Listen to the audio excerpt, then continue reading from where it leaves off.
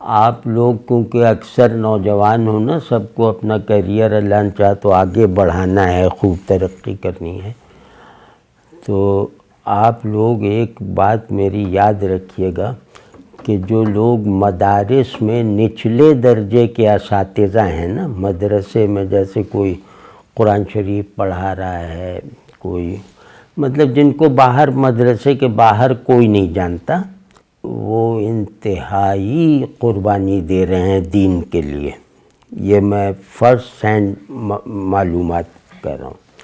تو جیسے جیسے آپ لوگ امیر ہوتے جائیں نا، تو ان کو جیسے ایک آدمی جتنی اسے تنخواہ ملتی ان استاد صاحب کو تو اتنی وہ اور دے دے. تو آپ لوگ اپنے مقاصد میں یہ بات شامل کریں کہ ہم انشاءاللہ پیسہ ان چیزوں پہ خرچ کریں گے. ان سب میں بالکل نہ کیجیے گا وہ چندہ ہو رہا ہے اور یہ چندہ ہو رہا ہے یا نذرانہ دینا ہے یا تحفہ دینا ہے، بالکل نہیں. بڑا تحفہ دینا لینا سب سنگ دلی ہے، بلا ضرورت تھوڑی چیزیں بانٹی جاتی ہیں. تو بلا ضرورت صرف ماں باپ کو کرتے ہیں. تو اب وہ جو ہے نا، اب چیزوں کو اس انداز سے دیکھیے، خود بھی اسراف نہ کیجیے، سادہ زندگی گزاریے، چیزوں کے قیدی نہ بنیے. مطلب ایسی چیز نہ خریدیے جو ٹوٹ جائے تو افسوس ہو. تو اس طرح کرتے رہیے. اور پھر یہ کہ اپنی آمدنی میں بھائی سب لوگ ابھی سے جو آپس میں ساتھ ساتھ ہیں نا، کولیگس ہیں یا کہ ابھی سے وہ پولز بنا لیں. جیسے آپ کہ یار ذرا معلوم کرنا ہے، وہ فلاں مدرسے میں جانا ہے، یہ وہ وہاں دیکھیں جس کی کشش زیادہ محسوس کریں اس سے بات کر لیں. ایسے ہی کہ بھئی آپ کو تنخواہ حضرت کتنی ملتی ہے، تو پھر اس کے بعد جو ہے وہ تنخواہ آپ کو بتائیں گے زیادہ زیادہ 18-20 ہزار.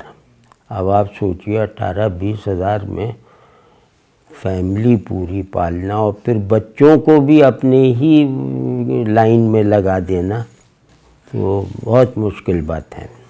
معتممین خود تو بڑے بڑے اس پر ہیں، مطلب بہت امیر ہیں، تو یہ بیچارے کچھ بھی نہیں. اور ان بیچاروں کو باہر سے لا کے تحفہ وغیرہ بھی نہیں دیتا نا.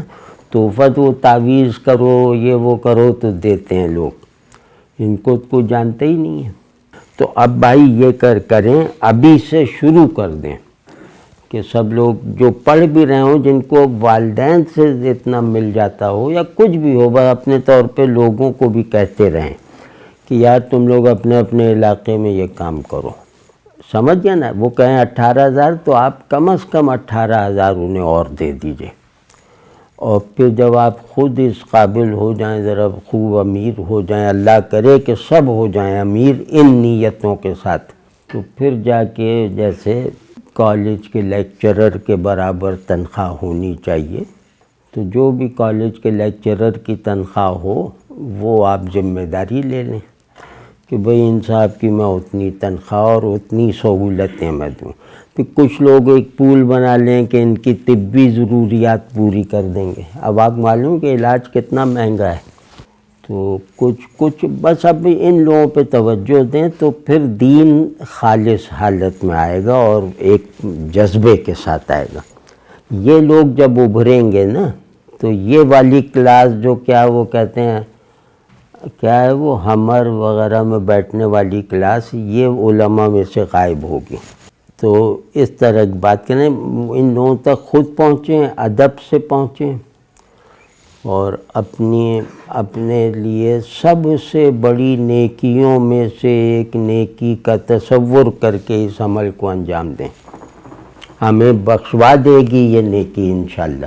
اور جب اچھا ہو جائے نا نظام، تو اب اپنے محلے والے میں نہ جائیے تاکہ وہاں آپ کی شہرت نہ ہو جائے.